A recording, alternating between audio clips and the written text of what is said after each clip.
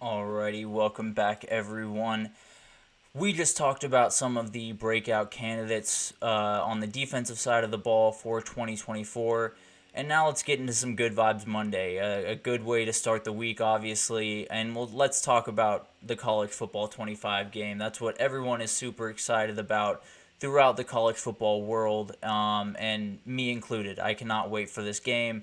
Some new details came out the last couple of days into last week, and the main among them was players can officially opt in to the game. They would get $600 and a free copy of the game if they were to opt in. Tons of people were very upset that that was the only thing holding us back from having the game the last couple of years, but that's besides the point. We now have it back.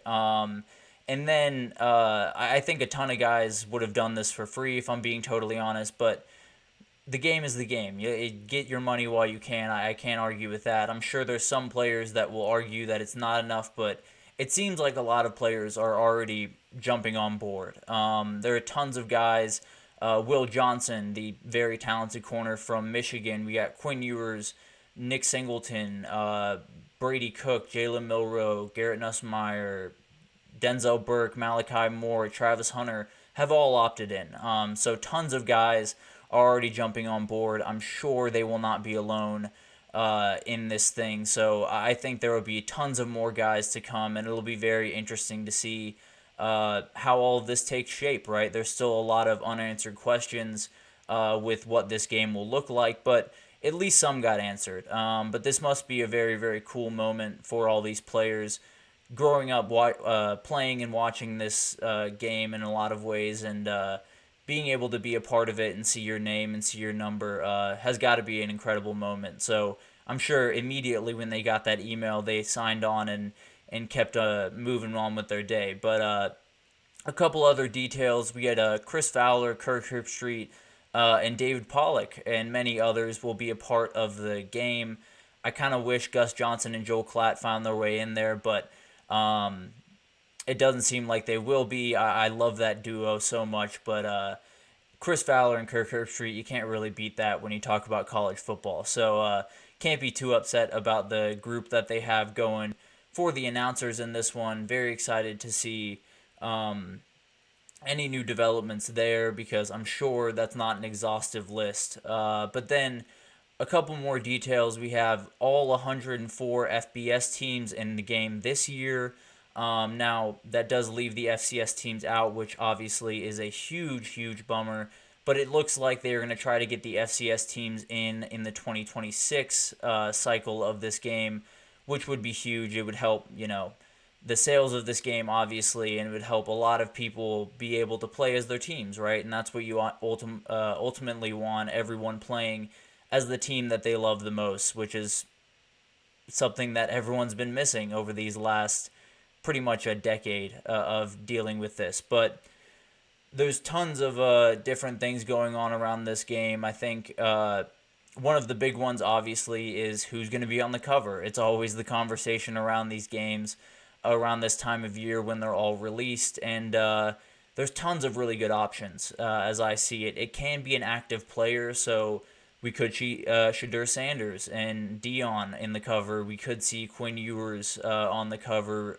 It could be a multiplayer cover with tons of guys that would have been cover athletes, whether that's Heisman winners or just elite players over the last 10 years, all on the same, all on the cover, all on the cover, and, showcasing some of the incredible players that didn't have a chance to be a part of this game, whether it's, with your name or without.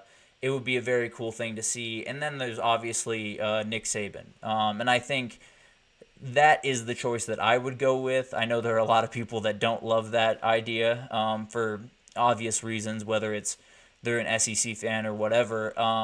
So I can't necessarily argue with that. But I will say I think it makes the most sense. I think it's the perfect time to do it. But we'll see. I don't think you can really go wrong with any of these options. I think there's tons of really, really cool options out there. So it'll be interesting to see what happens with all of this. And then no coaches will be in this game. They will all be kind of generated like Bill Belichick and Madden, and it'll be interesting to see what happens next year, because it looks like they are going to give an opt-in for the coaches next year. We'll see who opts in. There will definitely be some older coaches that have absolutely no interest, but I hope that a lot of coaches do opt in, because it only adds to the fun, right? You want as many authentic people and as many college football names in that mix as possible. So it'll be interesting to see what happens there.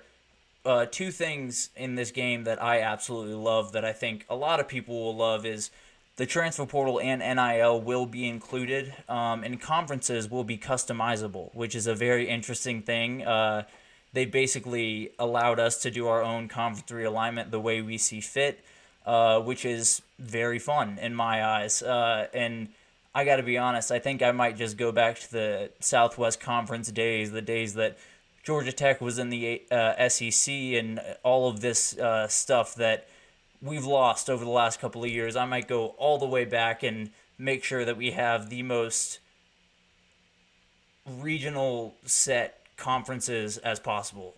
So it'll be very interesting to see all the different conferences that come out of this from different fans across the country, and I love it because it makes everyone's game unique. So it'll be very interesting to see how that kind of develops throughout the next, even 3 months when this game is set to come out in the summer. So it'll be interesting to see all the new developments that start to come out. But as of right now, that's what we got. I'm very excited about this game. If this game doesn't come out on time, that EA headquarters in Orlando might have some angry fans in front of it. But what I can say is I'm so excited that this game is back. I think this game is special in so many different ways. I had tons of memories with my friends making so many different players that I can't even remember all the names of, and so many great Road to Glory or Dynasty mode runs throughout my childhood, and I cannot wait to get back to it. So very excited for this game. I think the one thing people are worried about is it will be a repackaging of Madden, so please don't do that, EA. I think that's the biggest worry for college football fans right now, is we're turning too much into the NFL, so subside that a little bit. Make this game specific to college football, make it unique, and I can't wait for this game to come out. But that will do it for that little bit of the segment, but we got a little bit of bonus for the fans here. It's been a really, really hard time around college football. There's been a lot of stuff up in the air, a lot of stuff that have been making people worried and making people nervous about what the future holds. But I do want to bring this to your attention because I think it could be, at the very least, something to make everyone feel a little bit better about what's going on in the sport and what could be happening, going forward. So I wanted to bring this to your attention because at least it's something positive to start the week and to end this show. There is a month of football. I believe it was released by John Ewing at MGM is where I first saw this, and huge shout out to him because it made me happy. But the month of football starts on December 20th, ends January 20th. December 20th, we got the first round of the college football playoff, the 12-team, the new setup that is ever-changing, it seems. It might not even be a 12-team at this point, but who knows? We'll get into that throughout the week. And then we got bowl games, obviously, throughout that week in between. And then December 31st and January 1st, college football quarterfinals. Then January 10th, 9th, and 10th, we got the semis. And then we get into NFL. We got 11th, 12th, and 13th. We got the NFL wild card. 18th and 19th, we got the divisional round. And then right after that, we got the college football playoff title. It's going to be incredible. Watching all of these games in such quick succession is going to be just awesome. We're never going to have a chance to breathe, but it's the best type, right? It's all about football all the time, and I just cannot wait for this time of year to come around because man, it's going to be incredible.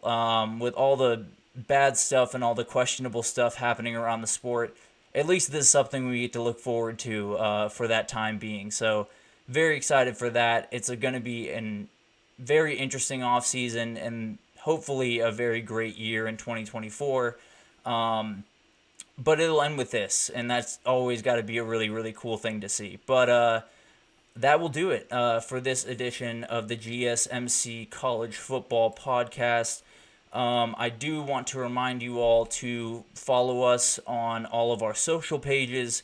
It's a huge help to us. We have covering every sport you think of all throughout the day, so all the updates will be right there.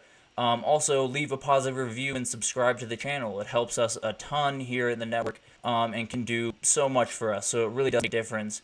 But thank you for tuning in to the GSMC College Football Podcast presented by the GSMC Sports Network. Thank you once again, and have a wonderful day.